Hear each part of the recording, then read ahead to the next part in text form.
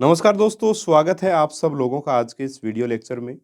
प्यारे साथियों, digital board के सेटअप में थोड़ी बहुत समस्या आने के कारण आज हम टैबलेट पर ही क्लास करेंगे। जब तक अपना डिजिटल बोर्ड सेटअप थोड़ा ठीक नहीं हो जाता, तब तक इसी पर कंटिन्यू करेंगे। छोटी-मोटी कोई समस्या आई है और थोड़ा मैं झुंझुनू से हूँ और सीकर से मैंने बोर्ड लिया है, तो वहाँ से टीम आने में थोड़ा-सा टाइम लगेगा। उस हिसाब से काम हो पाएगा। जैसे ही हो जाएगा अपन वापस अपनी क्लासेस वहाँ स्टार्ट कर देंगे। बहरहाल ग्रेड 3 लेवल 2 के लिए मैथमेटिक्स हम कर रहे थे और आज हमारा टॉपिक रहेगा वर्ग, वर्गमूल, ठीक है? और घन वाला टॉपिक घनमूल वाला और साथ में 2 चर वाला रैखिक समीकरण। इन चीज़ों को साथियों हम लोग आज के वीडियो में डिस्कस करने वाले हैं, ठीक है? और प्यारे साथियों, बजट के बारे में तो आप सब जान ही चुके हैं। युवाओं के लिए भर्तियों के नाम पर केवल 30,000 सफाई कर्मचारी की घोषणा की गई है, बाकी कुछ भी घोषणा नहीं की गई। एक प्रकार से हम देखें तो कोई किसी शिक्षा विभाग में या कोई टीचर वगैरह कोई भी भर्ती जो वो उनकी घोषणा जो वो नहीं की गई है। तो जो भी भर्ती है वो अभी हमारे पास यही है, ठीक है? तो इसी के ऊपर कॉन्संट्रेट करते हैं और समीकरण नंबर क्वेश्चन नंबर 1 को डिस्कस करते हैं। पहला प्रश्न है, आज थोड़ी तबीयत भी खराब है, जुकाम वगैरह हो गई। ध्यान तो बहुत रखते हैं लेकिन फिर भी हो ही जाती है। आप लोग ज़रूर ध्यान रखें अपना, है ना? आप लोग अफ़ोर्ड नहीं कर सकते अभी जुकाम वगैरह होना, बीमार होना अभी आपके लिए बिल्कुल भी ठीक नहीं होगा, क्योंकि ज़ाहिर-सी बात है आपका समय अधिक खराब होगा उससे। प्रश्न हमारा है, समीकरण 2x माइनस वाई बराबर 2 का एक हल है। देखिए समीकरण क्या है, 2x minus Y equals to 2 है। यानी कि x और y की क्या वैल्यू मैं रखूं कि यहाँ इस पूरी वैल्यू का मान क्या बन जाए, 2 बन जाए, ठीक है? तभी तो इस 2 के बराबर हो गए। इसलिए यहाँ ऑप्शन से आप चले जाइएगा। पहला ऑप्शन, जैसे x की जगह अपन 2 रखते हैं तो ये बन जाएगा 4 और y की जगह रखेंगे 3, तो 4 और 3 घट के आया 1। क्या 1 2 के बराबर है? नहीं। तो ऑप्शन 1 नहीं होगा। ऑप्शन 2 रख बी बी को चेक करते हैं। ऑप्शन बी में x की जगह क्या 0 है, यानी कि 2 गुणा 0 क्या बन जाएगा, 0। 0 में से क्या घटाना पड़ेगा, 2। तो -2 क्या 2 के बराबर होता है? नहीं। तो ये भी नहीं होगा। ऑप्शन सी रख के देखोगे, 2 की जगह 2 रखा, x की जगह 2 रखा और y की जगह क्या रखा आपने, 2 रखा, बराबर 2। 4 - 2 बराबर 2। तो ये बिल्कुल ठीक आ गया, यानी कि ऑप्शन नंबर सी यहाँ पर आपका आंसर हो जाएगा। इस प्रकार से ऑप्शन से इस प्रश्न को आप लोग हल कर सकते हैं, ठीक है साथियों? चलिए प्रश्न नंबर 2 की बात करते हैं। हाँ जी, आपके पास समीकरण है, समीकरण 2x माइनस 3y बराबर 8 में 1 मिनट, हाँ, समीकरण 2x माइनस 3y बराबर 8 में यदि y बराबर 2 हो तो x का मान क्या होगा? देखिए बहुत आसान सा प्रश्न है। अपने को x का मान निकालना है, y का मान हमें 2 दिया हुआ है, तो ये आ गया 2x माइनस 6 इक्वल्स टू 8, यानी कि 2x बराबर 8 और 6 14, तो x बराबर आ जाएगा 14/2, यानी x बराबर आ जाएगा 7। तो आपका आंसर हो गया 7, सीधा-सीधा, ठीक है? ऐसे भी प्रश्न आ सकते हैं, सिंपल से थे। अच्छे प्रश्न भी आएँगे, जैसे एग्ज़ाम में पूछे गए हैं, सीईटी में अभी प्रश्न आया था एक, वो भी यहाँ शामिल किया गया है।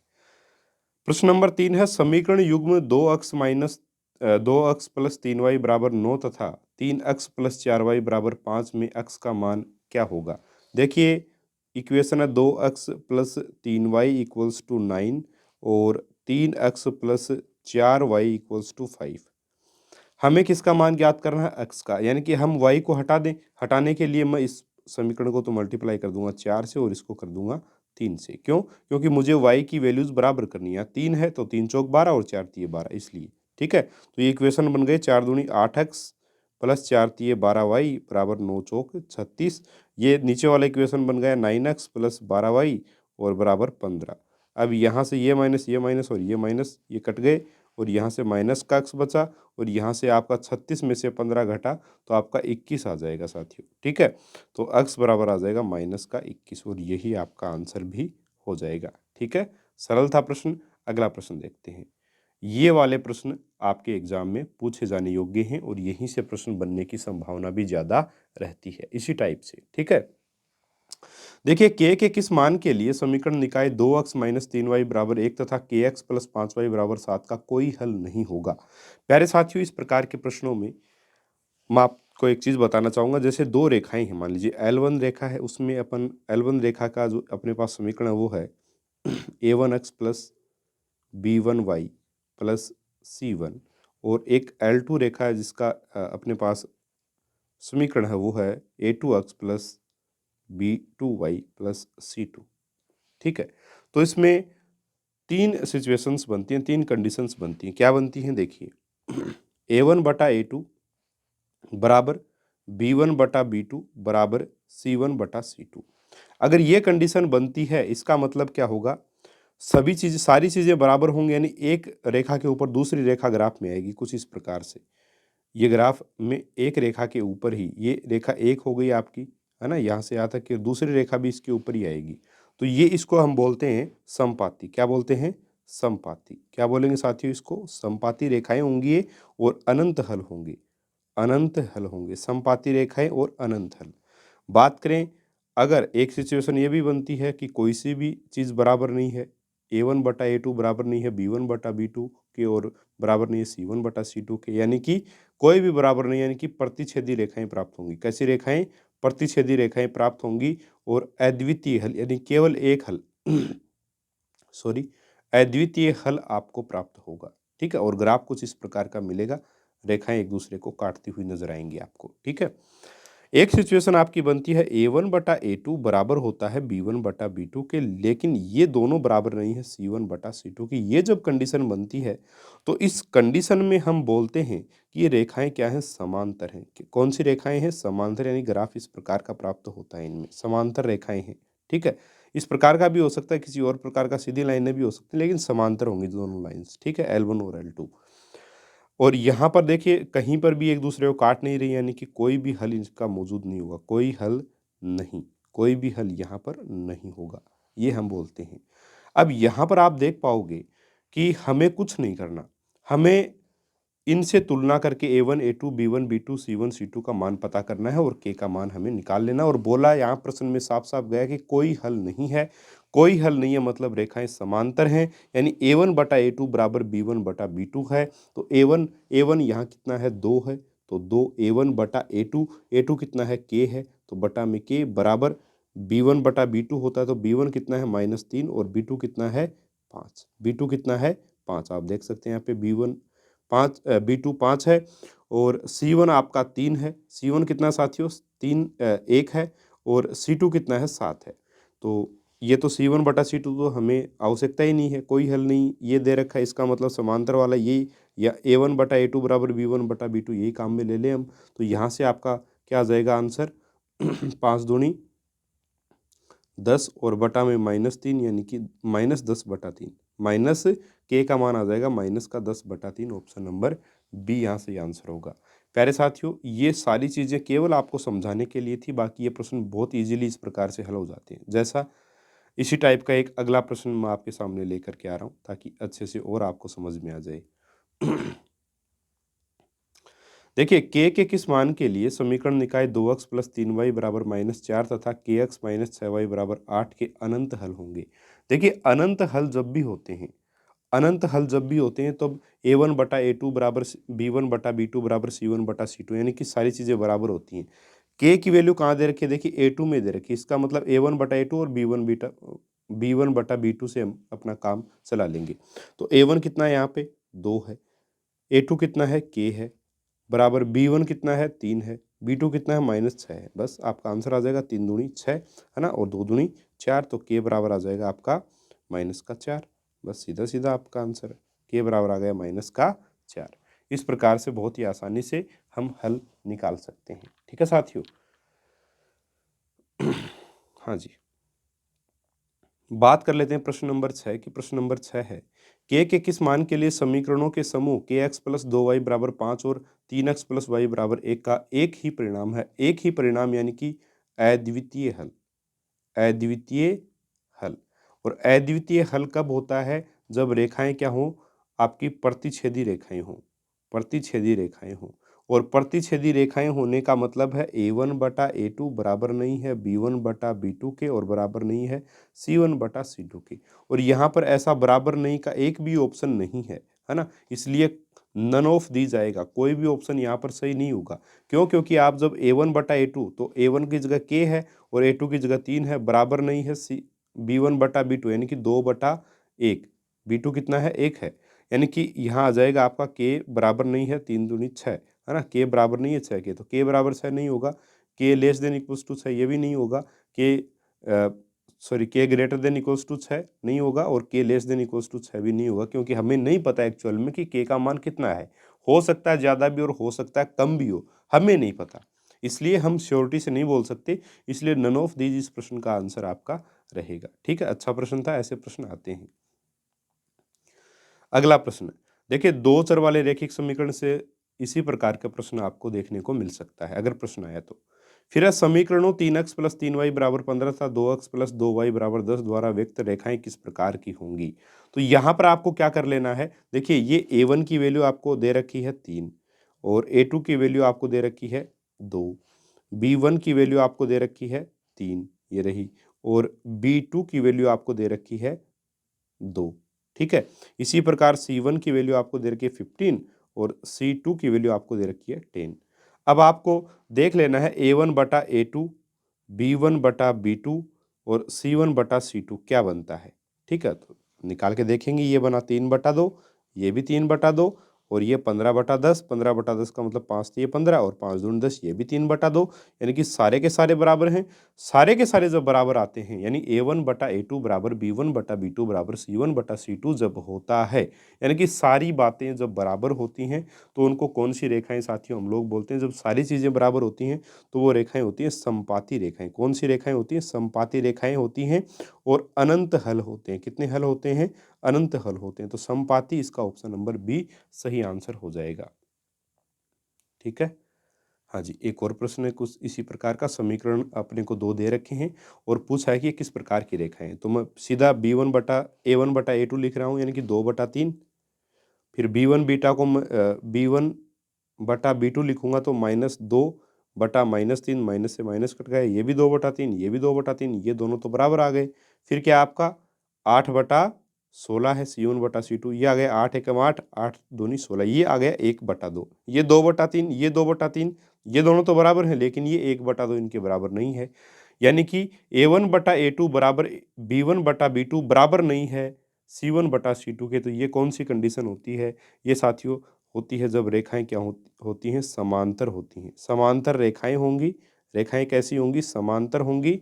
समांतर रेखाएं होंगी तो कोई हल नहीं होगा, कोई हल नहीं होगा। तो रेखाएं पूछी हमें कैसी हैं? ये तो समांतर रेखाएं हैं, ऑप्शन नंबर सी आपका आंसर होगा।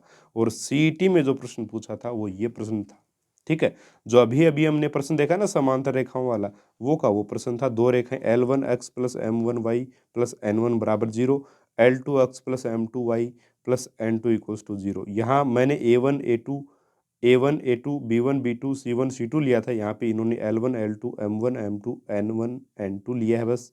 बाकी वही कंडीशन दिए, देखिए L1 L2 बराबर है M1/M2 के और बराबर नहीं है N1/N2 के। तो समीकरण द्वारा प्रदर्शित रेखाएं हैं, तो ये समांतर रेखाएं होंगी। और ये सीईटी में, अभी जो सीईटी हुआ ना, उसमें ये साथियों प्रश्न पूछा गया कर्मचारी चयन बोर्ड के द्वारा। तो बड़े आराम से आप आंसर लगा सकते हो, इसको हल करने की भी कोई आवश्यकता नहीं है।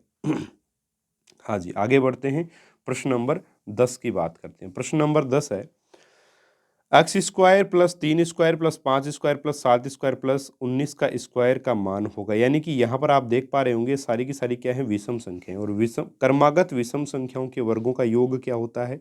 तो क्रमागत विषम संख्याओं के वर्गों का योग होता है n × 2n-1, 2n + 1 और अपॉन में आ जाएगा 3। अब प्यारे साथियों n की वैल्यू क्या आएगी? यहाँ पे देखिए, यहाँ पे 1 है, 3 अभाज्य आपकी विषम संख्या है, 5 है, 7 है, उसके बाद 9 है, फिर 11 है, फिर आपका 13 है, फिर 15 है, फिर आपका 17 और फिर 19। कितनी संख्याएं हो गई? 1 2 3 4 5 6 7 8 9 10, है ना? कितनी संख्याएं हो गई? 10। तो n की वैल्यू यहाँ पे कितनी है? 10 है साथियों। कितनी विषम संख्याएं हैं? 10 हैं। तो प्रथम क्रमागत विषम संख्याओं के वर्गों का योग, क्रमागत विषम संख्याओं के वर्गों का जो योग होता है वो क्या होता है? n × 2n-1 × 2n + 1 अपॉन में 3। ये आपको पता होने चाहिए साथियों।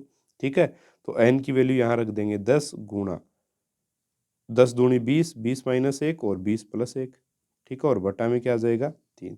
तो मैं सीधा काट रहा हूँ क्योंकि 20 और 1 21 होता है, तो 7 बार ये कटेगा, तो यहाँ से 7 अधाई 70 और गुणा में 20 में से घटा आया 19, 19 को गुणा करेंगे 19 आता कितने होते हैं, 19 आता 133, तो 133 और 0 1330 1330, ठीक है, 1330 यहाँ पर इसका आंसर आएगा। तो 1 से लेकर के 19 तक विषम जो संख्याएं होती हैं उनके वर्गों का योग होता है 1330। ऑप्शन नंबर डी आपका आंसर यहाँ पर हो जाएगा आराम से, ठीक है साथियों। चलिए आगे बढ़ते हैं। हाँ जी, अगर 5 की घात cube root of x plus 12 की घात क्यूब रूट ऑफ एक्स बराबर 13 की घात क्यूब रूट ऑफ एक्स, ठीक है, ये क्यूब रूट है तो एक्स का मान ज्ञात करो। अब हम जानते हैं कि भाई ये क्या एक पाइथागोरस ट्रिक होता है, कब जब 5 का स्क्वायर हम करें प्लस 12 का स्क्वायर जब हम करें तो ये बराबर आता 13 का स्क्वायर, यही आता साथियों, क्योंकि 5 का स्क्वायर 25, 12 का स्क्वायर 144 और 13 का स्क्वायर 169। अब आप 144 और 25 को जोड़ के देख लो, 169 ही आएगा। इसका मतलब ये जो 2 है ये किसके बराबर है, क्यूब रूट ऑफ एक्स के बराबर है आपका 2, ठीक है। इसका मतलब क्या हो गया, ये क्यूब रूट को मैं लिख सकता हूँ एक्स की घात 1/3 बराबर 2। अब एक्स बराबर क्या आ जाएगा, ये 1/3 इधर आएगा घात में, तो ये 3/1 बन जाएगा, 3/1 बन जाएगा, यानी कि ये हो गया 2 की घात 3, यानी कि आ गया 8। तो आपका ऑप्शन हो जाएगा बी। अच्छा प्रश्न था, बड़े आराम से हल हो जाता है, पाइथागोरस त्रिक ये हमें दिया गया है, ठीक है साथियों। हाँ जी। वह न्यूनतम संख्या जिससे 1800 को गुणा करने पर एक पूर्ण संख्या प्राप्त हो के अंकों का योग है ना। वह न्यूनतम संख्या जिससे 1800 को गुणा करने पर एक पूर्ण घन संख्या प्राप्त हो के अंकों का योग क्या होगा। तो सबसे पहले हम वही अभाज्य गुणनखंड विधि हम लगाना चाहेंगे, बड़े आराम से हो जाता है। 2 से आ जाएगा 900, फिर 2 से आ जाएगा 450, फिर 2 से आ जाएगा आपका 225, और फिर 2 से लगेगा नहीं तो 5 से जाएगा। कितनी बार जाएगा ये, 5 चौक 20 और पचम 25, 45 बार, फिर ये 5 नाम 45 और ये 3 तिया 9, 3 एकम 3, 1 आ गए। अब हमें करने की जरूरत नहीं है। घन बनाने के लिए क्या होता है, 3 3 का जोड़ा होना जरूरी है, तो 1 2 3, 2 तो 3 बार आ गया, तो ये तो अपने काम का नहीं। अब जो 5 है वो केवल 2 बार आया है, और 3 भी कितनी बार आया है, केवल 2 ही बार, तो एक बार तो 5 और आना चाहिए और एक बार 3 और आना चाहिए, यानी कि 5 3 15, यानी कि 1800 को हमें 15 से जब गुणा करेंगे हम 1800 को, तब हमें पूर्ण घन संख्या प्राप्त होगी। और हमें पूछा है जो संख्या हमें प्राप्त हो रही है ना, उसके अंकों का योग, तो 1 + 5 कितना होता है 6, तो आपका आंसर बनेगा, 1 मिनट, आपका आंसर बनेगा ऑप्शन बी 6 होगा यहाँ पर, ठीक है। अच्छा प्रश्न था। चलिए आगे बढ़ते हैं। सॉरी। हाँ जी, एक पार्क में 784 पौधे व्यवस्थित किए जाते हैं ताकि पंक्ति में पौधों की संख्या पंक्तियों की संख्या के समान ही हो। प्रत्येक पंक्ति में पौधों की संख्या बताओ। तो बड़ा सीधा सा है, हम मान लेंगे भाई पंक्ति और पौधे बराबर संख्या में, माना पंक्तियां बराबर x, ठीक है, और प्रत्येक पंक्ति में पौधे, प्रत्येक पंक्ति में कितने पौधे हैं, जितनी पंक्तियां हैं, यानी कि x, ठीक है, और कुल पौधे हमें कितने दे रखे हैं 784, यानी कि x गुणा x, ये कितने हैं 784 हैं। भाई पंक्तियां हमारे पास x हैं, प्रत्येक पंक्ति में x पौधे हैं, हर एक पंक्ति में x x पौधे हैं, और इस ऐसी कितनी पंक्तियां हमारे पास x पंक्तियां, तो कुल पौधे कितने हो गए x गुणा x। भाई 5 5 बच्चों की आपके पास 2 लाइन है, 1 2 3 4, ये 5, 1 2 3 4 5, 2 लाइन है, ठीक है। तो 5 बच्चे हैं और 2 लाइन है, कितने बच्चे हो गए टोटल, 10 बच्चे हो गए टोटल, ठीक है। इसी प्रकार से आपके पास कितनी पंक्तियां हैं, प्रत्येक पंक्ति में आपके पास कितने बच्चे हैं, एक्स एक्स बच्चे हैं, प्रत्येक पंक्ति में कितने कितने बच्चे हैं, एक्स एक्स बच्चे हैं आपके पास, इस प्रकार से, ठीक है, एक्स एक्स बच्चे हैं। और ऐसी पंक्तियां भी आपके पास, पंक्तियां भी कितनी हैं, अक्स पंक्तियां हैं। कितनी पंक्तियां साथियों, अक्स पंक्तियां आपके पास, तो पूरे बच्चे कितने हो गए, अक्स गुणा एक्स हो गए, सीधी सी बात है। तो अक्स गुणा एक्स बराबर क्या होगा आपके पास 744 होगा। x गुणा x अगर आपके पास 744 है, 1 मिनट,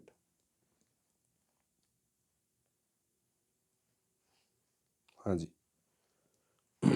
x गुणा x बराबर 784 अगर है तो ये x स्क्वायर बराबर 784 आ जाएगा, तो x बराबर आ जाएगा अंडर रूट ऑफ 784। और ये तो सभी को पता है, नहीं पता तब भी एक ट्रिक है। बड़ा मेथड तो आपको पता है, भाज्य गुणनखंड से भी कर सकते हो या भाग विधि से भी कर सकते हो, या एक अन्य विधि है जिसमें इधर से बाईं ओर दाईं ओर से हम क्या करेंगे, जोड़े बनाएंगे। तो ये 2 अंकों का जोड़ा बनाना है, सबसे पहला जोड़ा ये बन गया, बाकी अंक बचे, कितने भी बचे उनका एक जोड़ा बना लो। अब 784 आपका है। देखिए पहले जोड़े में आप अंतिम अंक को देखिए, अंतिम अंक किसका वर्ग करने पर प्राप्त होता है हमें, या तो हम 2 का वर्ग करें तब आता है 4, या फिर जब हम 8 का वर्ग करते हैं, 8 का जब हम वर्ग करते हैं तब भी हमें देखिए 2 का वर्ग करते हैं 4 प्राप्त होता है, 8 का वर्ग करते हैं 64 प्राप्त होता है। तो इकाई का अंक कितना है यहाँ पर, 4 4 है, यानी कि 2 भी आ सकता है, 8 भी आ सकता है इकाई के अंक पे, है ना। और अब फिर क्या हमें देखना होता है, 7 जो दूसरा जो जोड़ा है उसमें क्या देखते हैं हम कि ये जो संख्या आई है हमारे पास, ये किन 2 संख्याओं के वर्ग के बीच है। तो ये आपके पास है 2 का स्क्वायर और 3 का स्क्वायर, ठीक है, इनके बीच में है। अब आप देख पाएंगे 2 का स्क्वायर होता है 4 और 3 का स्क्वायर होता है 9, ठीक है साथियों। तो 9 तो बड़ा हो गया, यानी कि 3 3 तो हम लिख नहीं सकते। तो 7 जो है वो 2 के स्क्वायर से ही बड़ी है, 3 के स्क्वायर से छोटी है। इसका मतलब इकाई के अंक पे तो हम क्या लेंगे, 2 का स्क्वायर यानी कि 2 ही लेंगे। दहाई के अंक पे 2 आएगा या 8, ये कैसे डिसाइड होगा।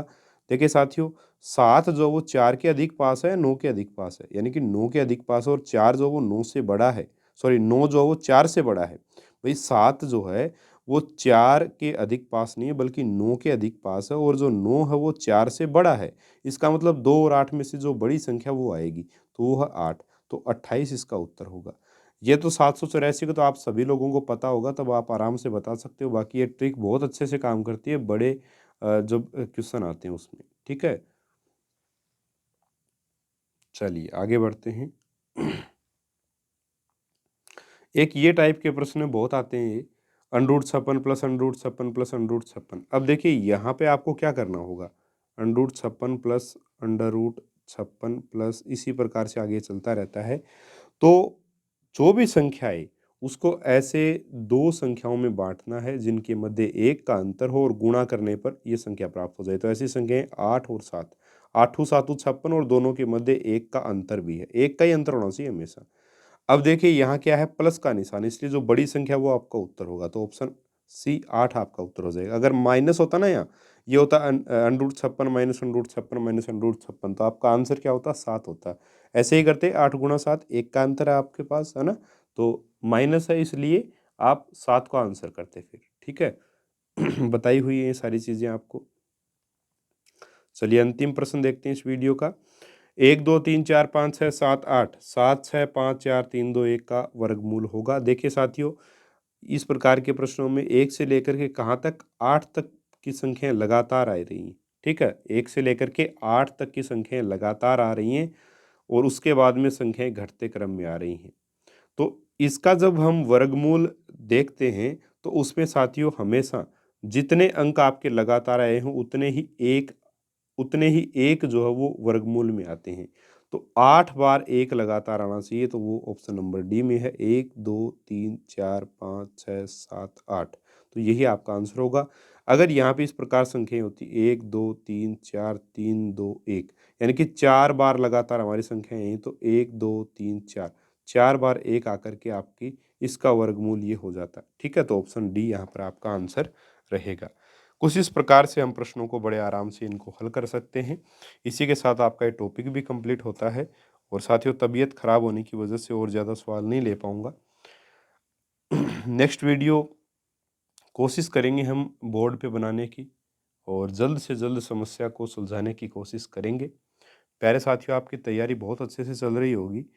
मुझे पूर्ण विश्वास है आपका जो रिवीजन है 20 दिन वाला वो लगभग समाप्ति की ओर होगा, और उसके बाद में हम 10 दिन वाला जो रिवीजन है उसको स्टार्ट करेंगे, है ना। जैसा कि हम सब लोगों ने डिसाइड किया था पहले, उसी प्रकार से आप चल रहे होंगे।